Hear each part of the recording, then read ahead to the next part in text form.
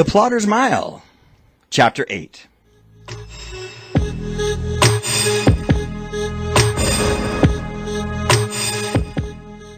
When the news was broadcast later that night, John Graham was sitting in his comfortable living room with Reba, his wife. They were back on level ground again now that the first of the month money fights were over, and watching the local news was their way of winding down the day. John was not prepared for what Paula Rogers would be reporting that night. He had decided not to tell Reba anything about the money until it looked like he'd be able to keep it. Until they would be able to keep it.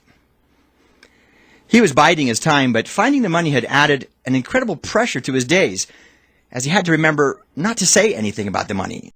Then he had to pretend he didn't know anything about a robbery, and that he hadn't visited with and turned evidence over to the police.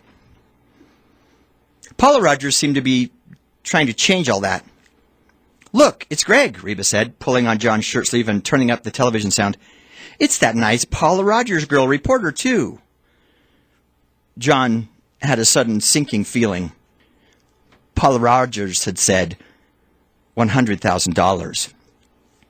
John could feel the knot growing in his stomach. It felt like an empty pit as he willed the pre-recorded event not to mention his name. Would Greg mention where the evidence had come from? Paula Rogers said, "Another Paula Rogers exclusive." The lump in his stomach softened a bit. Reba turned to him. "Can you believe that? Right here in our little town. Nothing like that ever happens here." She looked at him and waited for a response. "Yeah." "Is that all you have to say?" "Yeah," said Reba. "Your friend is on the television helping with a major investigation, and you say yeah?" Now he was incapable of speech. "What is the matter with you?" Reba inquired, leaning toward the man she had been married to for a quarter century. She sensed there was more than she was being told. Maybe Greg will be able to keep the money," he probed for her reaction. "Yeah, right," she laughed. "And maybe he'll give some to us." John Graham laughed too. But it didn't really sound sincere. He wondered if Reba noticed. Schmitty played the flashlight over the murder scene. There was not much blood, but that didn't make Mike Shepard any less dead. From what they could see before the officials arrived, there was trauma to the back of the head, probably from a sharp instrument. "This must be the attendant," Schmitty said to the small crowd of officers gathered around the body. "But what is he doing so far from the booth? Why not just kill him and leave him there? There doesn't seem to be any indication of dragging a body to this location." 3 other flashlights played over the ground back toward the station. Zabronsky spoke up first. "Maybe the kid decided to take the money back." It was likely what had happened. There was some trauma around the face and hands, like a fight had taken place. But no one's life was worth the couple of thousand that was probably stolen, Schmitty thought to himself. The T-bone was just one of those greasy spoons along the roadway, but since most places like that serve some of the best food around, it was always busy. Paula was glad, since that meant she could work on Greg a bit more seriously than if she had to worry about being overheard.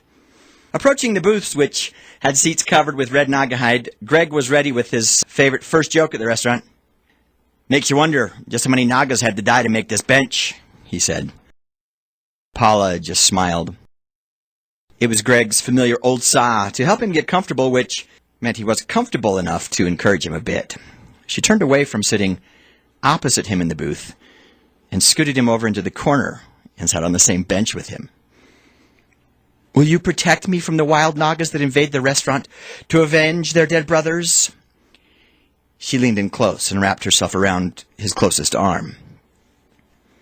Greg recognized the approach and slowly disengaged his arm from the entanglement. "You really think I live a life of shoot-'em-up adventure, don't you? Or are you just making fun of the sedentary life I lead in a one-cop town?" Paula was not to be put off so easily. "A 1.5-cop town, Officer Jones," she said seductively. "A man with all that power is irresistible." "You're making fun." Greg was still taking it good-naturedly. We can't all live in the big city with all the big, important news reporters, you know. Some of us have to live out here in Hicksville and protect Ma and Pa Kettle. Don't start, she said. I know you love it here and would never move. So don't start humoring me with bad-mouthing the people you adore. And who adore you. She was right as usual. And this is where the conversations of the past had usually led. She wanted adventure and probably moved from city to city as the affiliates raised her salary and counter-offered each other. He would probably be buried in the cemetery up on the hill after living here his entire life. Greg wanted the conversation to be different tonight, so he decided to take charge of its direction. I really do want to thank you for the broadcast, he said to her as she stared into his eyes. I think it will really help to flush out whoever robbed the bank. There's still a short guy out there who will be coming to town to find that money.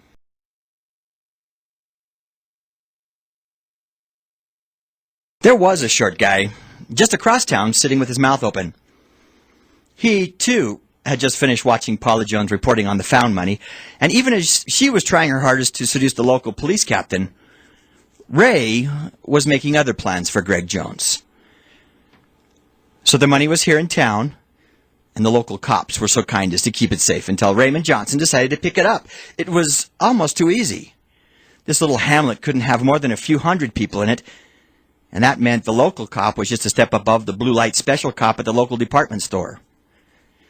Ray had enjoyed his past encounters with backwater cops.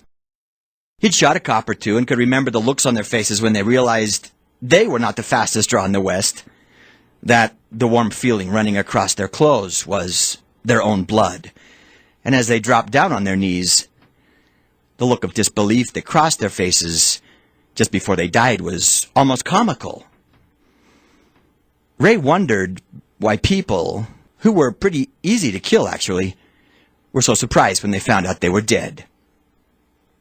Maybe someday he would spend time for the murders he'd committed, but he wasn't above a few more murders before the sentence. He also decided that the risk of getting caught doing this murder was very slim.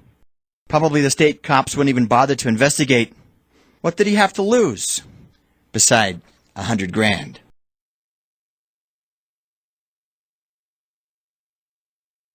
By the time dessert came, Paula had messed up Greg's hair a few times, and by the looks the locals were giving him, they were probably enjoying it more than him. Paula, Greg, it's all right, she cooed into his ears. We're both above the age of consent, and this is nothing most of these people haven't seen before. I was going to say, let's go somewhere more private. Greg's eyes met hers, and the surprise in her eyes made him laugh out loud. Sorry, I guess this is kind of sudden. Paula didn't need to be asked twice. She was gathering up her purse as she commented to Officer Jones on his speed. Yeah, this really is a sudden change of mood after 2 years of me chasing you shamelessly. Now you're sitting there shamelessly and letting me chase you. Greg laughed again. You're right. You are the world's most patient woman. I'm sorry it's taken 2 years for me to come around. He flipped a 20 on the table, and they practically dashed out of the diner.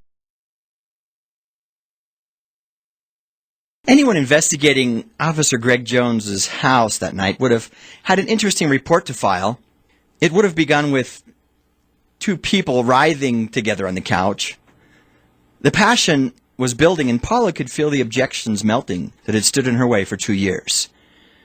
Greg was also aware of the passion that smoldered beneath him. Paula was doing all she could to go slow because this obviously was not Greg's usual nightcap. He was being careful, far too careful, but being a patient woman, she was able to wait a few moments more.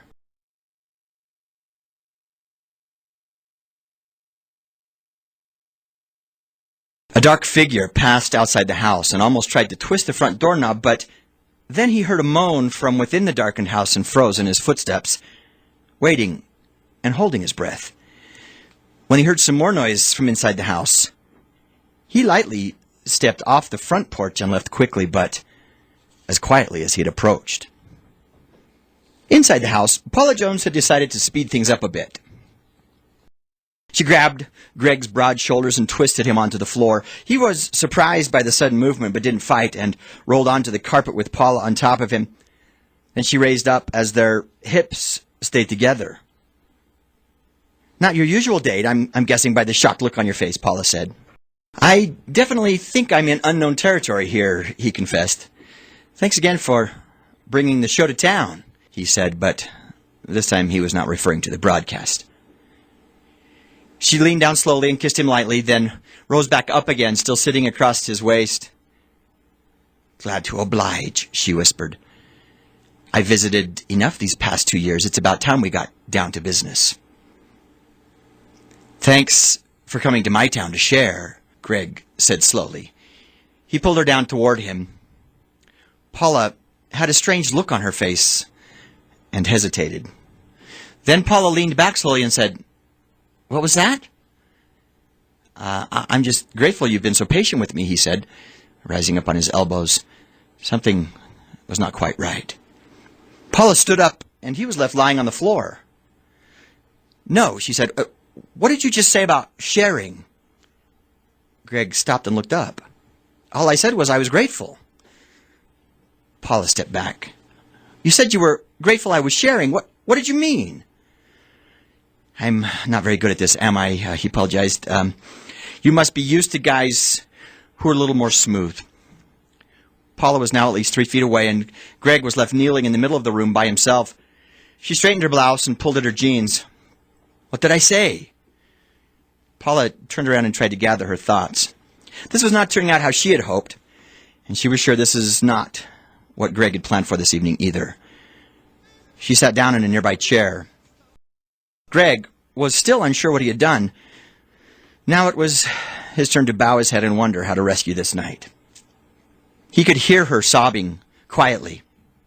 He went over and tried to comfort her as best he could, wondering what he could do to make this better. Sitting beside her, he let her have a good cry, during which she turned and sobbed on his chest while he drew her close.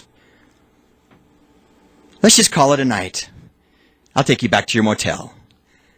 Greg could feel her head nod slightly, and he also heard a sigh. It sounded like a sigh of relief, which made him sigh with relief too.